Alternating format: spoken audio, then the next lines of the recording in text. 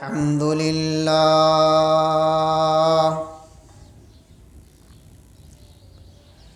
الحمد لله رب العالمين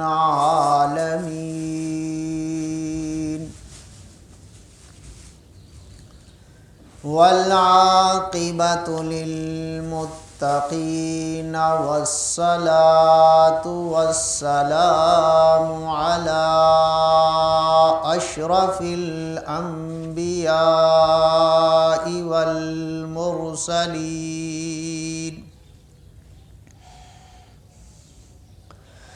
وعلى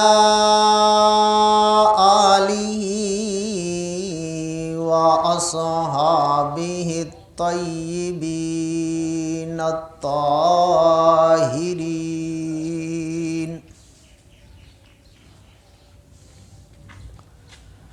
خصوصا على أصحابه المرسلين لا سيما على الخلفاء الراشدين المهديين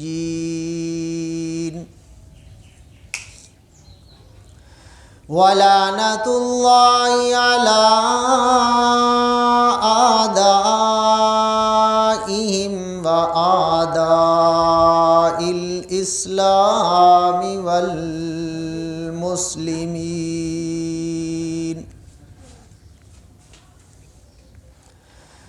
أما بعد أعوذ بالله من الشيطان الرجيم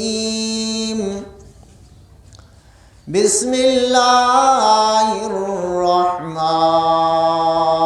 الرحيم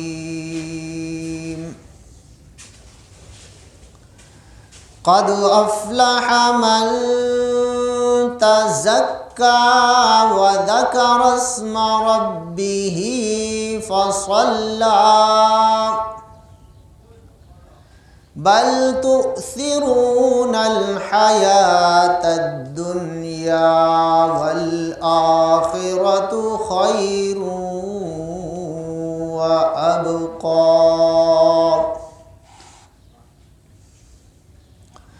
وقال النبي صلى الله عليه وسلم فإذا كان يوم عيدهم يعني يوم فطرهم باها بهم ملائكته فقال يا ملائكتي ما جزاء أجير وفى عمله قالوا ربنا جزاؤه أن يوفى أجره قال ملائكتي عبيدي وإمائي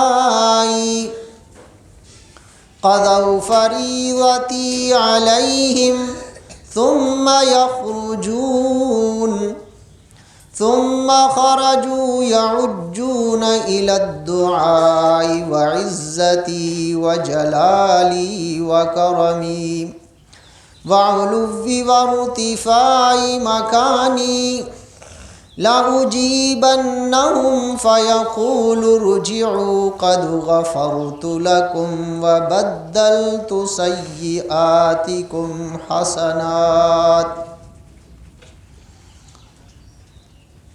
فقال فيرجعون مغفورا لهم أو كما قال عليه الصلاة والتسليم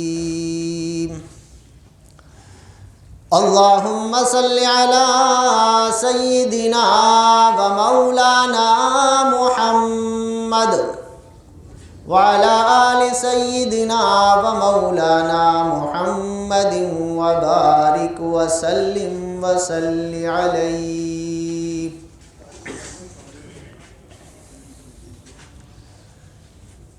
انتہائی ذی قابل احترام، ذی وقار محترم و مکرم سامعین،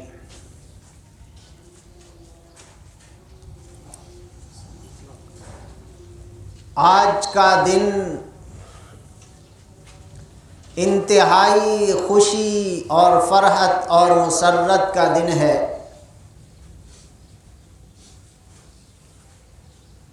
حدیث مبارکہ کی روح سے کہ حضور اقدس صلی اللہ علیہ وسلم نے فرمایا کہ ہر قوم کے لیے ایک عید کا دن ہوتا ہے، ایک خوشی کا دن ہوتا ہے، ایک فرحت کا دن ہوتا ہے۔ تو میری امت کے لیے اللہ رب العزت نے بھی 2 ایام ایسے رکھے ہیں جو فرحت اور خوشی کے دن ہیں، ایک عید الفطر اور دوسرا عید الاضحیٰ۔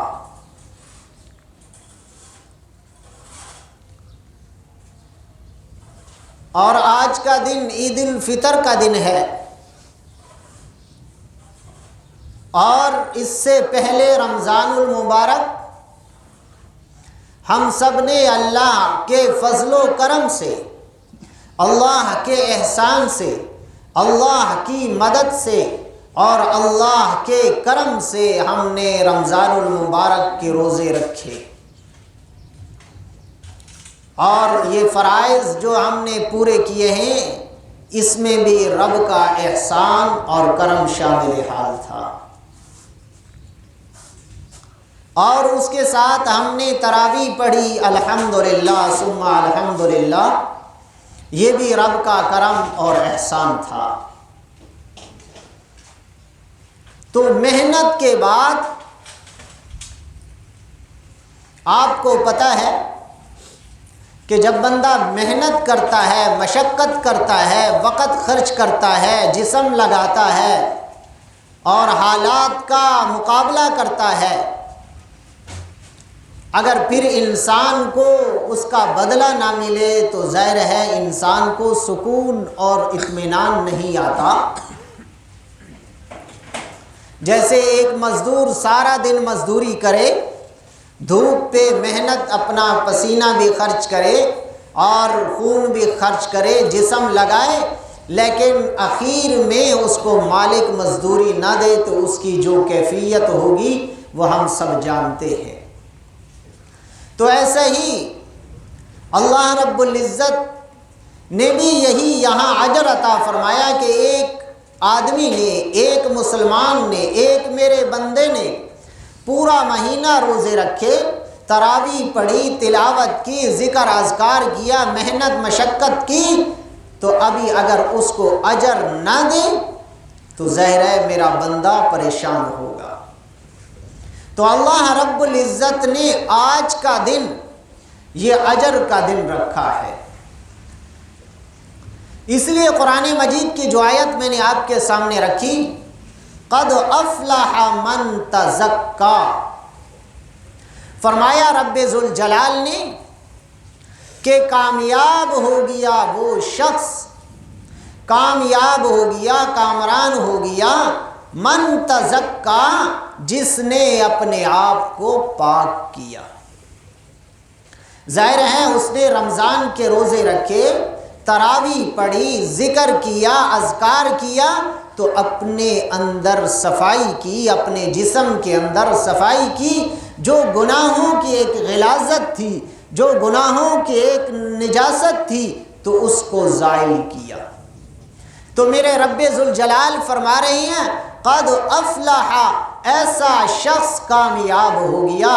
تو جب اللہ رب العزت فرما دے کہ جو اپنے آپ کو پاک کرتا ہے، اپنے جسم کو پاک کرتا ہے، گناہوں سے اپنے آپ کو دھوتا ہے، تو وہ کامیاب، تو یقیناً ایسا شخص کامیاب ہے۔ تو گرامی قدر، آج کا دن بھی وہی ہے کہ ہم نے تراویح پڑھی، روزے رکھے اور اعمال کی اللہ کے حضور ہم گڑ گڑائے توبہ استغفار کیا تو آج اللہ رب العزت ہمیں اجر عطا نہ دینا چاہتے ہیں۔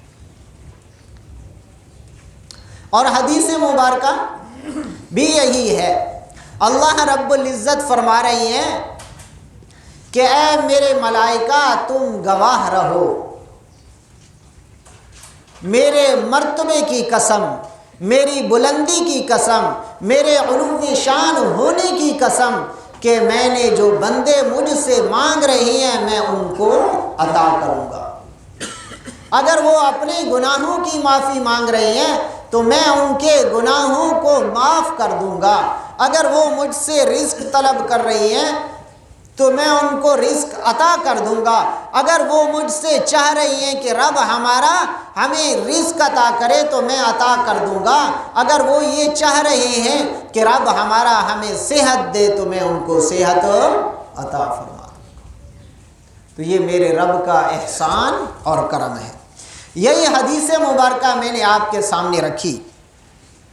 حضور اقدس صلی اللہ علیہ وسلم فرما رہی ہیں فَإِذَا كَانَ يَوْمُ عِيدِهِمْ، فرمایا کہ جو جب میرے بندوں کا اور میری امتی کا عید کا دن ہوگا، یعنی یوم فطرہم، فطر سے مراد کہ وہ دن جس دن روزہ نہیں ہوتا ہے۔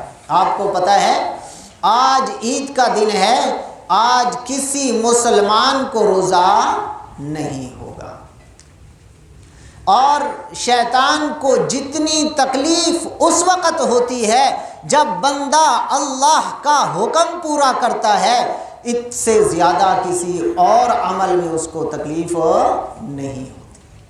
تو آج کا دن یہ شیطان سب سے زیادہ مردود ہوگا، سب سے زیادہ اسی کو تکلیف ہوگی، کیونکہ آپ کو پتہ ہے کہ ایک طرف رحمان ہے اور دوسری طرف شیطان ہے۔ جیسے مشکات شریف کے حدیث ہے، فرمایا حضور اقدس صلی اللہ علیہ وسلم نے کہ ایک طرف رب کا تخت ہے اور ایک طرف شیطان نے اپنا تخت لگایا ہوا ہے۔ اس کی ہر وقت یہی کوشش ہوتی ہے کہ میں رب کے سامنے آؤں۔ تو گرامی قدر اب دیکھنا یہ ہے کہ اللہ کے بندے حضور اقدس صلی اللہ علیہ وسلم کے امتی اب رب کی بات کو مانتے ہیں یا شیطان کی بات کو مانتے ہیں۔ تو ایک چیز تو میرے محترم سامعین آج ہمیں یہ سبق دیتی ہے کہ جیسے ہم نے رمضان المبارک گزارا، اللہ کا ہر حکم پورا کیا، تو آج کے بعد ہم سے کوئی حکم چھوٹے گا نہیں۔ آج کے بعد ہم سے نماز قضا نہیں ہوگی، آج کے بعد ہم سے جماعت نہیں جائے گی، آج کے بعد ہم سے تلاوت قضا نہیں ہوگی، آج کے بعد ہم سے ذکر قضا نہیں ہوگا، اور آج کے بعد محمد عربی صلی اللہ علیہ وسلم پر درود قضا نہیں ہوگا۔ میرے محترم سامعین، وہی سچا امتی ہے جو میرے آقا صلی اللہ علیہ وسلم پر درود بھیجتا ہے، صرف زبانی نہیں بلکہ عملی طور پر روزانہ کے اعتبار سے پڑھتا ہے۔ تو گرامی قدر آج کا دن ہمیں یہی سبق دے رہا ہے کہ ہم نے جو روزے رکھے ہیں، تراویح اور سارے عمل کیے، آج کے بعد یہ سارے عمل اللہ کا ہر ہم حکم پورا کریں گے۔ وعدہ ہے انشاءاللہ؟ ہم سے نماز قضا نہیں ہوگی، ہم سے جماعت نہیں چھوٹے گی، ہم سے تلاوت نہیں جائے گی، ہم سے ذکر نہیں جائے گا، اور ہم سے مسلمانوں کے ساتھ اچھائی نہیں جائے گی، اور یہ بھی ہم وعدہ کریں کہ آج کے بعد کسی کو دھوکہ نہیں دیں گے۔ گرامی قدر، آج ساری چیزیں وہ موجود ہیں ہمارے معاشرے کے اندر جن کی وجوہات سے پہلی قومیں تباہ ہوئی ہیں۔ ساری چیزیں موجود ہیں، ہم خود بازار میں جاتے ہیں تو یہی چیز نظر دوڑاتے ہیں۔ آپ کو ایک آدمی دکھاتا کچھ ہے اور دیتا کچھ ہے، ایسے ہے کہ آپ جو چیز مارکیٹ میں خریدنے جاتے ہیں، جو آپ کو سیمپل دکھاتا ہے وہی دیتا نہیں ہے۔ اگر آپ اس کے اوپر ٹھہرے ہوئے ہیں، کھڑے ہوئے ہیں سر پہ، تو صحیح کرے گا، جو ہی آپ وہاں سے ہٹیں گے تو ڈنڈی۔ یہ کون سی؟ حضرت شعیب علیہ السلام کی قوم میں یہی بیماری تھی، ناپ تول کی کمی۔ اور ناپ تول کی کمی میں کیا وہ ہلاک نہیں ہوئی؟ اللہ رب العزت نے ان کو ہلاک کر دیا۔ آج ہمارے اندر وہی چیز معاشرے کے اندر موجود ہے۔ تو ہر قسم، تفصیل میں نہیں جانا چاہتا، ہر قسم کے گناہ موجود ہیں۔ تو آج کے بعد ہم یہ عزم کرتے ہیں کہ ہم نے نماز، تلاوت، ذکر، اذکار اور گناہ اور دھوکہ اور فراڈ یہ بالکل بھی نہیں کریں گے۔ آگے فرمایا، اللہ رب العزت فرما رہے ہیں ملائکہ کو کہ اے میرے فرشتوں، تم گواہ ہو جاؤ کہ میرے بندوں نے جو مجھ سے اجر مانگا ہے میں آج ان کو ادا کر رہا ہوں۔ میرے رب ہونے کی قسم، میرے علو شان ہونے کی قسم، میرے مرتبے کی قسم، اللہ رب العزت 3 قسمیں اٹھا کر فرما رہی ہیں۔ تو اگر ہم بھی قسم اٹھا کے کر دیں تو اگلے کو یقین آ جاتا ہے۔ تو میرا رب جب قسم اٹھا رہا ہے تو ہمیں یقین آنا چاہیے کہ ہمارا رب ہمیں ضرور عطا کرے گا، ضرور عطا کرے گا۔ اس لیے فرمایا وعزتی وجلالی وکرمی وعلوی وارتفاعی، کہ میرے بندوں نے میرا فریضہ پورا کیا، لہٰذا آج کے بعد میں نے ان کو معاف کر دیا ہے۔ ایک تو لیلۃ الجائزہ، اور دوسرا جب عید سے ہم جاتے ہیں تو اس حدیث مبارکہ میں اللہ حضور اقدس صلی اللہ علیہ وسلم فرما رہے ہیں فَيَقُولُ ارْجِعُوا قَدْ غَفَرْتُ لَكُمْ وَبَدَّلْتُ سَيِّئَاتِكُمْ حَسَنَاتٍ، کہ اے میرے بندو کہ میں نے تمہیں معاف کر دیا ہے، اور تم اگر واپس جاؤ گے تو بخشائے جاؤ گے۔ ایسے کہ جیسے ماں کے پیٹ سے ایک بچہ پیدا ہوتا ہے تو وہ گناہوں سے پاک ہوتا ہے، تو آج کے دن بھی جو گھر کی طرف نماز سے ہم جائیں گے تو ایسے ہو جائیں گے۔ تو یہ رب کا بڑا کرم اور احسان ہے۔ لیکن یہ سوچ لیں کہ اگر حقوق العباد ہمارے ذمہ ہوں گے تو وہ معاف نہیں ہوتے ہیں۔ اگر ہم نے کسی کا حق دینا ہے، کسی کے پیسے دینے ہیں، کسی کے زمین دینی ہے، کسی کا مال چھپایا ہوا ہے، ان میں سے اگر کوئی چیز بھی ہے وہ معاف نہیں ہوگی۔ وہ تبھی ہوگی کہ جس کا حق ہے وہ معاف کرے گا، تو یا ہم ادا کر دیں گے یا وہ معاف کرے گا تو تب ہوگا۔ لہٰذا آج کا دن یہ بڑی خوشی اور فرحت کا دن ہے۔ اللہ رب العزت کے نبی حضرت محمد صلی اللہ علیہ وسلم بھی یہ خوشخبری دے رہے ہیں کہ میرے بندے جب گھروں کو لوٹیں گے تو ایسے لوٹیں گے کہ ان کے پاس کوئی گناہ نہیں ہوگا۔ لہٰذا اللہ رب العزت ہمیں بھی اس پر عمل اور پابندی کی توفیق عطا فرمائے، اور آج کے بعد یہ ہم عزم کریں کہ ہم نے کوئی گناہ نہیں کرنا، اللہ کی کوئی نافرمانی نہیں کرنی ہے۔ ایک بات اور دوسری حدیث مبارکہ میں نے آپ کے سامنے رکھی تھی کہ ہم راستہ ایک سے آئیں گے اور واپسی پہ دوسرا راستہ اختیار کریں گے، یہ سنت عمل ہے، اور ساتھ ساتھ تکبیرات اللہ اکبر لا الہ الا اللہ اللہ اکبر وللہ الحمد یہ پڑھتے آئے ہیں الحمدللہ، اور پڑھتے ہوئے جائیں گے، ٹھیک ہے انشاءاللہ۔ دوسری کہ کچھ ہمارے نمازیوں نے یہ تذکرہ کیا کہ بہت جلدی ٹائم رکھا ہے، یہ جلدی نہیں ہے، بلکہ میں آپ کے سامنے حضور اقدس صلی اللہ علیہ وسلم کی حدیث مبارکہ رکھ دیتا ہوں۔ صحابہ کرام فرما رہے ہیں، فرمایا کہ جب ہم حضور اقدس صلی اللہ علیہ وسلم کے دور میں ہوا کرتے تھے تو ہم عید الاضحیٰ کی نماز اس وقت پڑھتے تھے جب سورج ایک نیزہ ہوتا تھا، اور عید الفطر کی نماز ہم اس وقت پڑھتے تھے جب سورج 2 نیزہ ہوتا تھا۔ تو عید الاضحیٰ کی نماز اس سے بھی جلدی ہے، جیسے ہی اشراق کا وقت داخل ہوتا ہے اس کے 10 منٹ بعد فوراً اگر عید الاضحیٰ کی نماز ہوتی تو حضور اقدس صلی اللہ علیہ وسلم کے فرمان کے مطابق 6 بجے ہونی تھی۔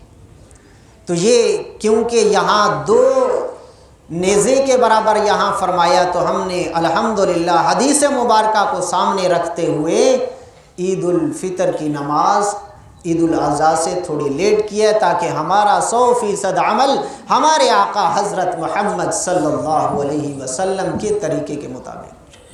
باقی کسی کو اچھا لگے کسی کو برا لگے اس کی ہمیں کوئی پرواہ نہیں، کوئی پرواہ نہیں۔ واللہ اگر حدیث سامنے ہو، قرآن کی آیت سامنے ہو تو کوئی ناراض ہوتا ہے، پوری دنیا ناراض ہو جائے، سارے ہو جائیں، مجھے کوئی پرواہ نہیں۔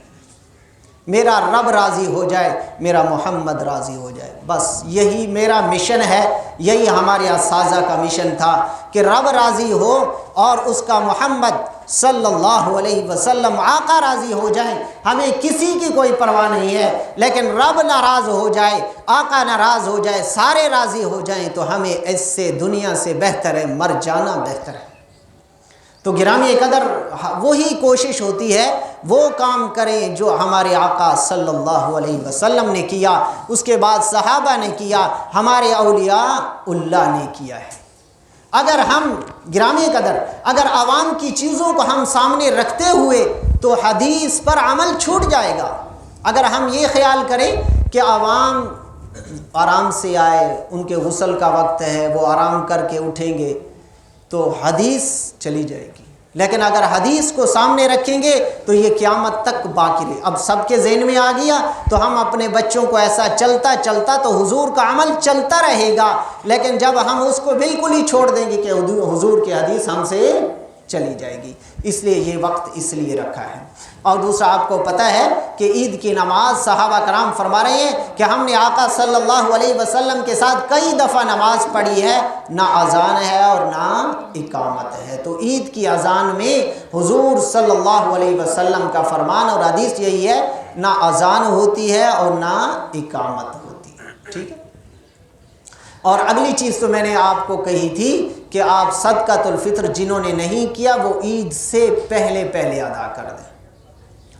تو 1-2 ساتھیوں نے، نعیم صاحب نے بھی مجھے دیے تھے، میں نے وہ مدرسے میں جمع کروا دیے ہیں، وسیم صاحب نے بھی کچھ دیے تھے وہ بھی۔ تو اب بھی اگر کسی کا صدقۃ الفطر رہتا ہے تو وہ نماز کے بعد جمع کروا سکتا ہے، ہمارے پاس رسید بھی میں اس کو دے دوں گا۔ اللہ رب العزت ہمارے اس بیٹھنے کو اور اپنے گھر میں آنے کو قبول فرمائے۔ اب عید کی نیت بتا دیتا ہوں اور طریقہ مختصر سا۔ آپ کو پتہ ہے کہ 2 رکعت ہے عید الفطر، اور نیت کریں گے 6 تکبیر زائد، یہاں 6 تکبیر زائد ہوتی ہیں اور پیچھے امام کے اللہ اکبر۔ اور پہلی رکعت میں جب امام اللہ اکبر کرے گا اس کے بعد ثنا سبحانک اللہم، اور اس کے بعد 3 تکبیرات ہوں گی، اللہ اکبر اللہ اکبر اللہ اکبر۔ تیسری رکعت میں ہم نے ہاتھ باندھ دینے ہیں، اس کے بعد سورۃ فاتحہ امام پڑھے گا اور ساتھ اور سورت ملائے گا، اس کے بعد ہم رکوع کریں گے، 2 سجدے کریں گے، پھر دوسری رکعت پہ جب کھڑے ہوں گے تو یہاں امام پہلے سورۃ فاتحہ پڑھے گا، پھر سورت ملائے گا اور اس کے بعد 3 تکبیرات کہے گا، سورۃ فاتحہ اور دوسری سورت کے بعد، اور چوتھی تکبیر پہ ہم نے رکوع میں جانا ہے، اور اس کے بعد خطبہ ہوگا اور خود کے بعد دعا ہوگی۔ اللہ ہماری عید کو قبول فرمائے اور اللہ ہمارے اس عمل کو بھی قبول فرمائے، اور رمضان میں جو ہم نے محنت اور مشقت کی ہے، اگرچہ جو رب جس طرح چاہتا ہے اس طرح نہیں ہو سکی،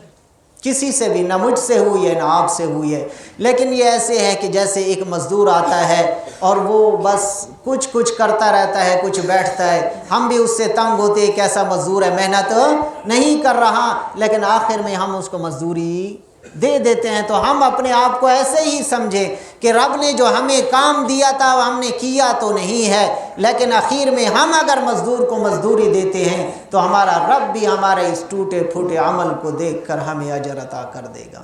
یہ اس سے ہمیں ہماری امید ہے۔ اللہ رب العزت عمل کی توفیق عطا فرمائے۔ اب صفحے درست کر لیں۔